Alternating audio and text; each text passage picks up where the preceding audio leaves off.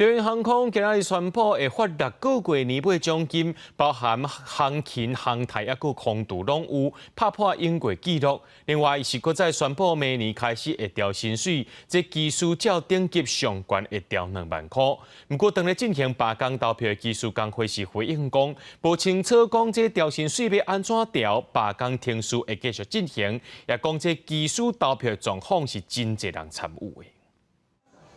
本来拢是伫一年上尾一个上班日，才公布年尾奖金的中央航空，今年所提前公布。中央讲是因应全球航空业规个起来，照顾员工分享经营的成果，包括中央航空合资公司是平均发6个月的年底奖金，是公司成立以来上悬的纪录。另外，各公司照年度结算的盈余，2024年中会阁发员工酬劳奖金，但工会讲疫后劳动强度有够悬，奖金发咱的无够。公司往年大概赚60亿的时候，也是发4个月。 那今年赚了160几亿，比往年多了2倍以上。那只多2个月，所以对员工来说，当然还觉得有点距离。中央航空嘛提出调薪的方案，考虑到营运物价含劳人才，明年开始地勤和空服员是平均调薪5000块，技术职顶调薪11000到2万。同时，技术职业工会讲，中央今日对外发布年尾奖金和加薪的消息，员工未收到具体方案，但是工会诉求是加薪20%。表面上喊的加薪，但实际上是不是大家都可以领得到？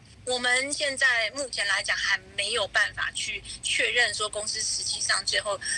就是给到员工的是什么样的一个结果。技术工会讲，旗下中央分会罢工投票，会员是真侪人参加，投票进行中无受到资方这摆公告的影响。按说1月初5开票，工会日嘛会开理监事会，讨论投票投了的后一步。记者综合报道。